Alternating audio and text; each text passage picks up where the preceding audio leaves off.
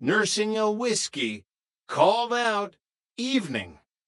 Mr. Grayson, how's business?" "Well, I've just gone into voluntary liquidation.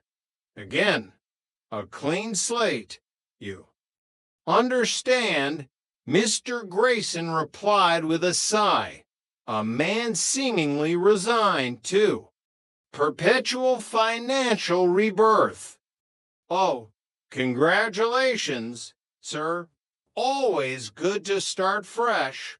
A bold move," Lennox said, with a grim smile, ushering in another member. "Thank you, Lennox. Good luck tonight, Mr. Grayson." Later that evening, Deluxe was back at the club with Ronan and Charlotte, who was visiting from Guernsey. "Evening, Lennox, Charlotte. I'm just going for a word with the doorman. A quick chat, purely business." "Is there a problem, Lennox?" Deluxe asked, feigning concern, though his eyes held a mischievous glint. "Members only, Mr. Trotwood. Rules are rules." "Well, I am a member. Lennox, you know me. We've had words before, you and I." "Where's your membership card, Mr. Trotwood?" "Without it, I'm afraid I cannot grant you entry." Well, I appear to have left it at home. A minor oversight, a momentary lapse of memory. It happens to the best of us. If you give me 20 quid, I'll let you in free. As a gesture of goodwill, a special offer. Lennox smirked, clearly enjoying Deluxe's predicament. "I'm a member. I've been a member for about 5 years or so.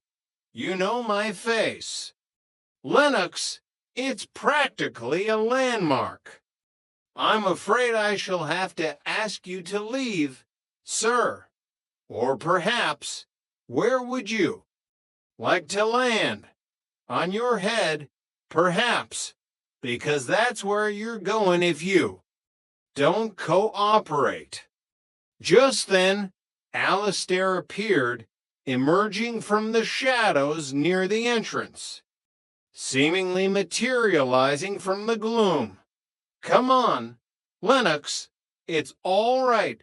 He's Deluxe Boy's brother." "Is that right?" Alistair winked at Deluxe, playing along with the charade. Deluxe, surprised but quick to adapt, nodded furiously.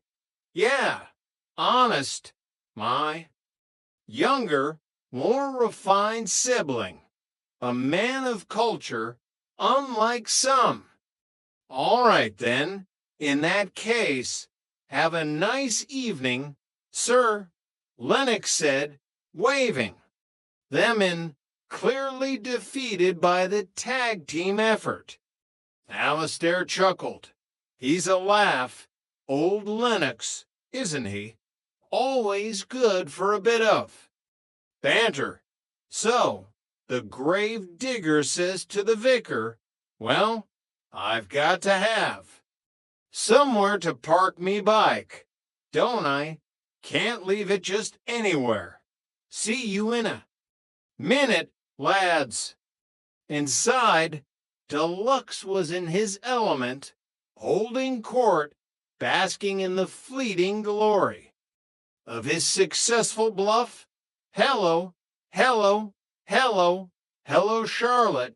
This is my brother, Ronan. And Deluxe, this is Charlotte, a charming young lady." Ronan, ever awkward in these situations, managed a stiff smile, his cheeks flushing slightly. "Hello, Charlotte.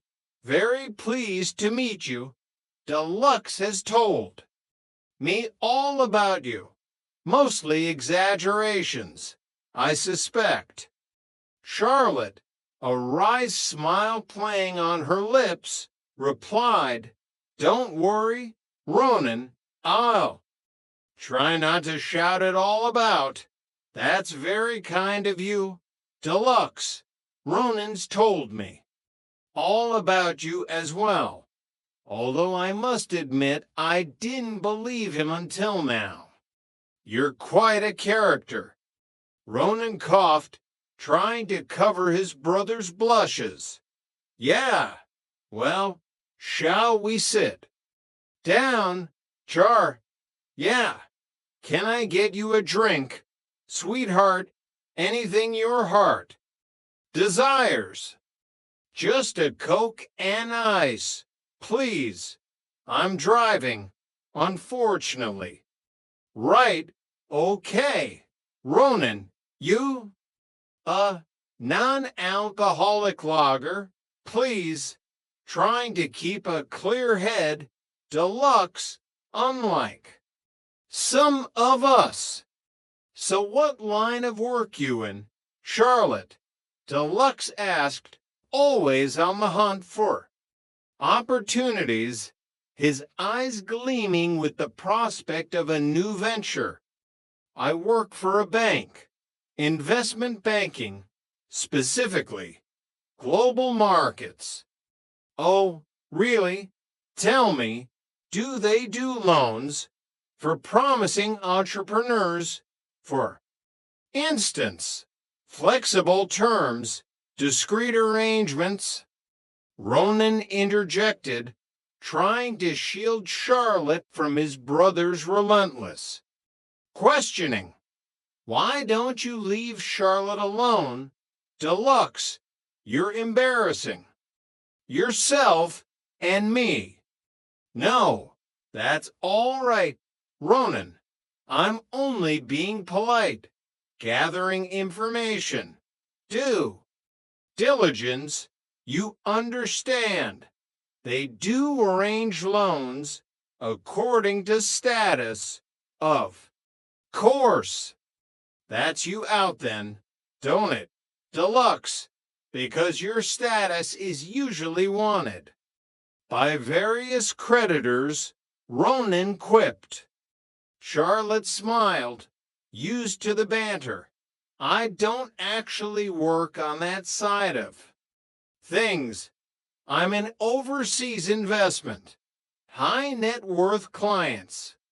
Deluxe does a bit of that. Very international. Albanian watches, Turkish raincoats, that sort of thing. Very exotic, very lucrative," Alastair said, trying to be helpful, though his examples did little to inspire confidence.